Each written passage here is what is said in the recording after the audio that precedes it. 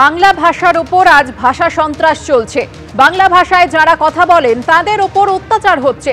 আজ এই ভাষায় কথা বলার জন্য জেলে যেতে হচ্ছে। আর একটা ভাষা আন্দোলন চাই, আহ্বান মুখ্যমন্ত্রী।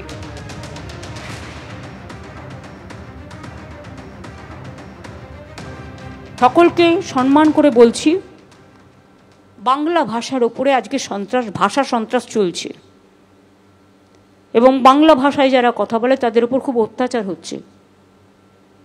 আরেকটা ভাষা আন্দোলন সমাজকে যাতে জাগ্রত করতে পারে এবং আমাদের ভাষাটা মনে রাখবেন সারা পৃথিবীতে ৫ম স্থানে এবং এশিয়াতে ২য় স্থানে।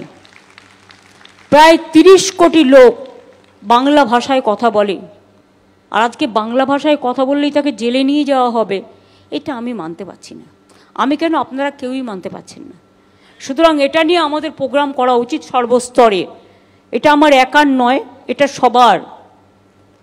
বাংলা আমাদের জন্মভূমি, আমাদের কর্মভূমি, আমাদের পিতৃভূমি, আমাদের মাতৃভূমি, আমাদের ধর্মভূমি, আমাদের স্বপ্নভূমি, কি নয়, সংস্কৃতি ভূমি, জাগরণের ভূমি, স্বাধীনতার ভূমি, নবজাগরণের ভূমি। এই ভূমিটাকে আমাদের রক্ষা করতে হবে। এখানে টাকা দিয়ে কুকুরের নামেও আধার কার্ড করা যায়, মন্তব্য দিলীপ ঘোষের। এইসব কার্ড তো পয়সা দিলে পাওয়া যায়। আপনার বাড়ির যে পোষা কুকুর তার নামে আপনি আধার কার্ড করতে পারেন। এটাকে পরিচয়পত্র মানা হচ্ছে না, কারণ আপনারা দেখেছেন পশ্চিমবাংলায় বস্তা বস্তা ভোটার কার্ড পাওয়া গেছে রাস্তায়, বা আধার কার্ডও বস্তা বস্তা পাওয়া গেছে। এর কি মূল্য আছে? বিহারে ভোটার তালিকায় বিশেষ সংশোধন নিয়ে তোলপাড়ের মধ্যেই এবার বাগদায় সিএএ ক্যাম্প খুললেন স্থানীয় বিজেপি নেতা, যেখানে ভিড় করেন আবেদনকারীরা। অন্যদিকে রেসিডেন্সিয়াল সার্টিফিকেট নিয়ে ইটাহারে তৃণমূল বিধায়কের উদ্যোগে খোলা ক্যাম্পে লাইন দিলেন পরিযায়ী শ্রমিক পরিবারের সদস্যরা। আমরা নাগরিকদের জন্য আসছি স্যার। বিহারে ভোটার তালিকার বিশেষ সংশোধন, কোচবিহারের বাসিন্দাকে অসম থেকে এনআরসির নোটিশ পাঠানো, কিংবা ভিন রাজ্যে বাংলা ভাষীদের একাংশকে হেনস্থা, বাংলাদেশের সন্দেহে আটক করে রাখা, একের পর এক ঘটনার জেরে নথি বা কাগজ নিয়ে নতুন করে উদ্বেগ সাধারণ মানুষের মনে। কে এদেশি কে বাংলাদেশি তা নিয়েও এখন জোর বিতর্ক। যে যার মতো সরকারি নথি জোগাড় করছেন কিংবা খুঁজে বার করছেন। আর এই আবহেই এবার উত্তর ২৪ পরগনায় ক্যাম্প খুলল বিজেপি। নিজের অফিসে এই ক্যাম্প খুলেছেন বিজেপি নেতা ও বাগদা পঞ্চায়েত সমিতির বিরোধী দলনেতা সৌরভ গয়ালি। সিএ পোর্টালে আবেদন করতে সাহায্য করার জন্য এই সহায়তা কেন্দ্র খুলেছেন তিনি। বাগদার কোনিয়ারা ২ নম্বর গ্রাম পঞ্চায়েতের অনেক বাসিন্দাই এই ক্যাম্পে এসে অনলাইনে আবেদন করলেন। যেমন রমেশ রায়, বাড়ি ছিল বাংলাদেশের গোপালগঞ্জে। ১৯৯০ সালে বাংলাদেশ থেকে চলে আসেন ভারতে। চলে আসছে এই মুসলমানদের অত্যাচারের জন্য। বাড়ির দলিল আছে, সবকিছুই তো আছে, আমার আধার কার্ড আছে। বাগদার কোনিয়ারা ২ নম্বর গ্রাম পঞ্চায়েতের বাসিন্দা কৃষ্ণপদ বর ১২ বছর বয়সে বাবার হাত ধরে চলে এসেছিলেন ভারতে। বাড়ি ছিল বাংলাদেশের ফরিদপুরে। তিনিও এই ক্যাম্পে এসেছেন নাগরিকত্বের ফর্ম ফিল আপ করতে।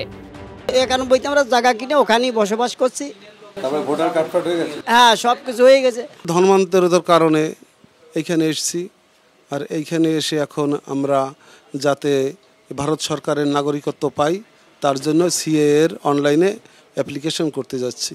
বাংলাদেশ থেকে যে সমস্ত শরণার্থীরা এই দেশে এসছে 2014 ডিসেম্বর 31 আগে, তাদের সিটিজেনশিপ অ্যামেন্ডমেন্ট অ্যাক্টের মাধ্যমে নাগরিকত্বর আবেদন করা হচ্ছে। পাল্টা তৃণমূলের সোশ্যাল মিডিয়া হ্যান্ডেলে পোস্ট করে দাবি করা হয়েছে বাগদায় একজন সামান্য পঞ্চায়েত সমিতির বিরোধী দলনেতা বোগা সিএ ক্যাম্প করছে। একমাত্র অমিত শাহের স্বরাষ্ট্রমন্ত্রক নাগরিকত্বের আবেদনের বিষয়টির দায়িত্বে। বিষয়টি বাস্তবায়ন করার কর্তৃপক্ষ তারাই। এই প্রক্রিয়ায় বিজেপির স্থানীয় নেতার কি ক্ষমতা? স্বরাষ্ট্রমন্ত্রক কি বিষয়টি পরিষ্কার করবে? এটা তো ওদের রাজনৈতিক চক্রান্তের অঙ্গ। একটা থ্রেট পারসেপশন তৈরি করা, মানুষকে ভয় দেখানো, আমাদের কাছে এসো, আমরা দেখছি। তো কি হবে? যারা ওনাদের মতুয়াদের পর্যন্ত ধরিয়ে দিচ্ছেন, নোটিশ ধরিয়ে দিচ্ছেন, বা অন্য রাজ্যের পুলিশ হ্যারাস করছে, তারাও তো হিন্দু। এদিকে হরিয়ানায় বাঙালি হেনস্থার অভিযোগের আবহে মঙ্গলবার নবান্ন থেকে মুখ্যমন্ত্রী জানান, হরিয়ানা সরকারের তরফে একটি চিঠি পাঠানো হয়েছে রাজ্য সরকারকে, যেখানে এ রাজ্যের বিভিন্ন জেলা থেকে যাওয়া পরিযায়ী শ্রমিক সম্পর্কিত একাধিক তথ্য জানতে চাওয়া হয়েছে। পাঠাতে বলা হয়েছে পুলিশি শংসাপত্র। নবান্ন থেকে মুখ্যমন্ত্রীর এই বার্তার পরপরই উত্তর দিনাজপুরের ইটাহারে শুরু হয়েছে চরম তৎপরতা। বুধবার থেকে ইটাহারের তৃণমূল বিধায়ক মোশাররফ হোসেনের উদ্যোগে খোলা হয়েছে সহায়তা শিবির। রেসিডেন্সিয়াল সার্টিফিকেট নিতে লম্বা লাইনে দাঁড়াচ্ছেন আতঙ্কিত পরিযায়ী শ্রমিকদের আত্মীয় পরিজনেরা। এখানে আমার ভাইকে ছুটানোর জন্য আসছি, এমএলএ কাছে আসছি কাগজপত্র নিয়ে, যেন আমার ভাইকে ছুটানো। দিল্লি গেছে কাজে, কাজে গেছে, বাংলা কথা বলার জন্য ওকে নিয়ে চলে গেছে ধরে। তাদের যা যা অরিজিনাল ডকুমেন্টস আছে ভারতীয় নাগরিক হওয়ার দরুন, সে সমস্ত ডকুমেন্টস নিয়ে আমাদের এখানে আসছে। তাদেরকে আমরা সহযোগিতা করছি। পুলিশ ভেরিফিকেশন কাগজ এখান থেকে তাদের আপৎকালীন নিরাপত্তার জন্য আমরা দিল্লিতে পাঠানোর ব্যবস্থা করছি। অনুপ্রবেশকারী বনাম বাঙালি হেনস্থা, এই ইস্যুর আবহেই দিকে দিকে এখন জোর তৎপরতা। সমীরণ পাল ও সুদীপ চক্রবর্তীর রিপোর্ট, এবিপি আনন্দ।